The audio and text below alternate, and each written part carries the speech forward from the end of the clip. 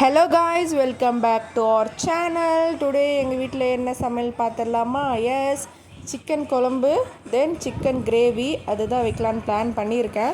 So அதுக்காக வெங்காயம், தக்காளி ஆல்ரெடி கட் பண்ணி வச்சுட்டேன். ஸோ பச்சை மிளகா மூணுமே கட் பண்ணி ரெடி பண்ணி வச்சுட்டேன். ஸோ ஸ்டவ்வில் இப்போ குழம்பு வைக்கிறதுக்காக பாத்திரம் வச்சிடலாம். பாத்திரம் நல்லா சூடாயிட்ட பிறகு எண்ணெய் ஊற்றிக்கலாம். ஸோ எண்ணெய் கொஞ்சம் நான் அதிகமாகவே ஊற்றிட்டேங்க. ஸோ இவ்வளோலாம் நீங்கள் ஊற்றாதீங்க. நான் அது அப்புறமா இந்த எண்ணெயை நான் எடுத்துட்டேன். ஸோ கொஞ்சம் அதிகமாகிடுச்சு. இவ்வளோ எண்ணெய் is not good for health. So oil நல்லா காஞ்ச பிறகு பட்டை ஐட்டம்ஸ்லாம் இருக்குது பார்த்தீங்களா, லவங்கம், பட்டை, ஸோ எதெல்லாம் உங்ககிட்ட இருக்கோ அதெல்லாம் போட்டுருங்க.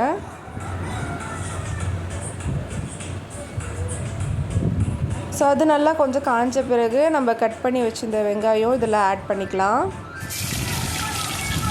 ஸோ உங்களுக்கு வீடியோவில் பார்த்தாலே தெரியும் நான் எண்ணெய் அதிகமாக ஊற்றிட்டேன்னு. ஸோ இந்த தப்பை நீங்கள் பண்ணாதீங்க. நான் அப்புறமா இந்த எண்ணெயை எடுத்து அது யூஸ் பண்ணலை. ஸோ தனியாக எடுத்து வச்சுட்டேன் நான். ஸோ தென் 3 பச்சை மிளகா. தென் இது வதங்கிறதுக்காக கொஞ்சோண்டு நான் கல்லுப்பு ஆட் பண்ணியிருக்கேன்.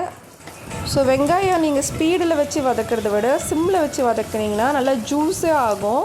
ஸோ குழம்பும் ரொம்ப டேஸ்ட்டாக வரும். ஸோ இதை நீங்கள் ட்ரை பண்ணுங்கள்.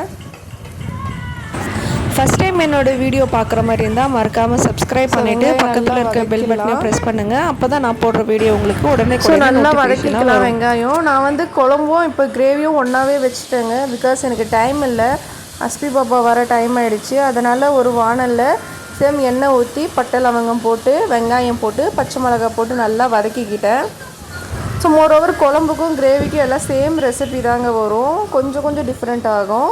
இப்போ நம்ம குழம்பு பாத்திரத்தில் தக்காளி போட்டு நல்லா வதக்கிக்கலாம்.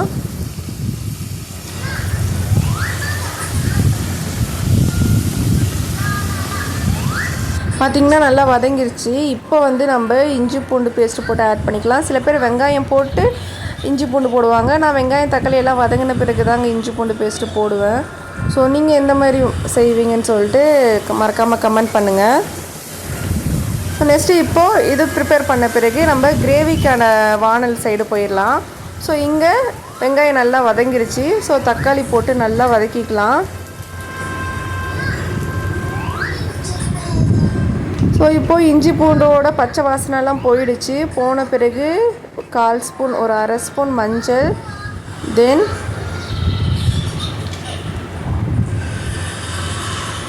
காரத்தூள் லைட்டாக போட்டுக்கிட்டேன். ஏன்னா எங்கள் வீட்டில் காரம் அவ்வளோ சாப்பிட மாட்டோம். ஸோ லைட்டாக காரம் ஆட் பண்ணிக்கிட்டேன். தென் பெப்பர், தென் ஜீரகம்.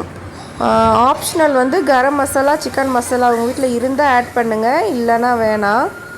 ஸோ சில பேர் தேங்காய் அரைச்சி ஊற்றுவாங்க. நான் தேங்காய் அரைச்சி ஊற்றலைங்க, அப்படியே தான் செய்கிறேன்.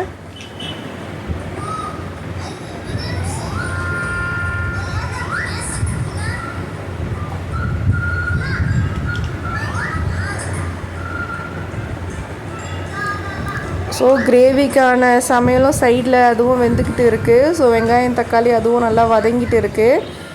ஃபஸ்ட்டு குழம்புக்கானது எல்லாமே ரெடி பண்ணிக்கலாம். ஸோ இப்போ கரம் மசாலாவும் சிக்கன் மசாலாவும் நான் ஆட் பண்ணிக்கிட்டேன்.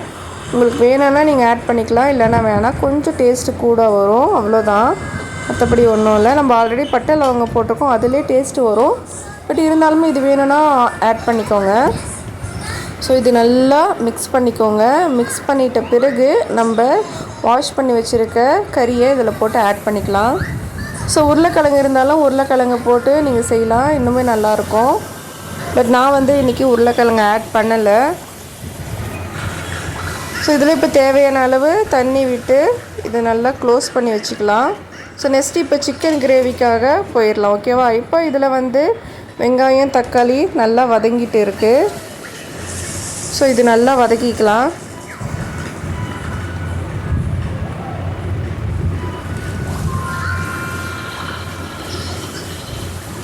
ஸோ யாருக்கெல்லாம் சிக்கன் குழம்பு, சிக்கன் கிரேவி பிடிக்கும்னு சொல்லிட்டு மறக்காமல் கமெண்ட் பண்ணுங்கள். எனக்கு சிக்கன் கிரேவினா ரொம்ப பிடிக்குங்க.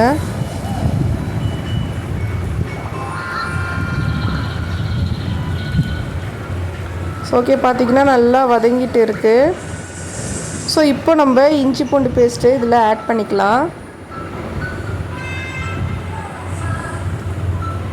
ஆட் பண்ணிவிட்டு நல்லா மிக்ஸ் பண்ணிக்கலாம். ஸோ சேம் இஞ்சி பூண்டோட பச்சை வாசனை போகிற வரைக்கும் நல்லா வதக்கிட்டு இதுக்கு தேவையான இன்க்ரீடியன்ட்ஸ் எல்லாமே ஆட் பண்ணிக்கலாம். ஒரு 1/4 ஸ்பூன் மஞ்சள் ஆட் பண்ணிக்கலாம்.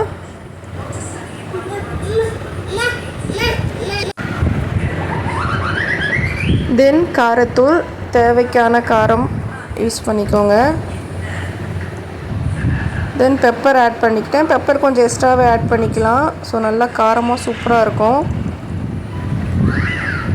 ஸோ லைட்டாக ஜீரகம், ரொம்ப ஜீரகம் வேணாம், லைட்டாக ஆட் பண்ணிக்கோங்க.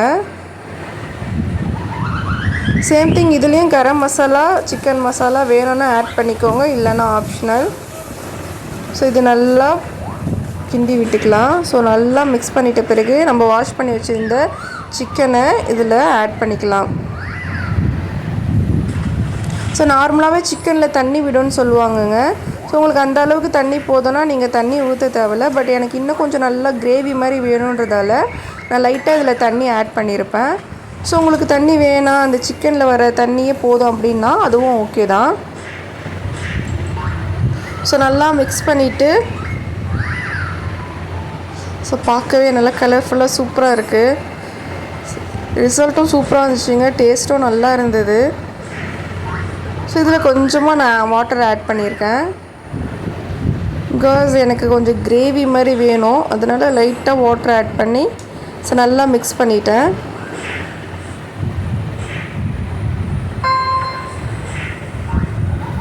ஸோ மிக்ஸ் பண்ணிவிட்டு இப்போ இதையும் நம்ம க்ளோஸ் பண்ணி வச்சிடலாம்.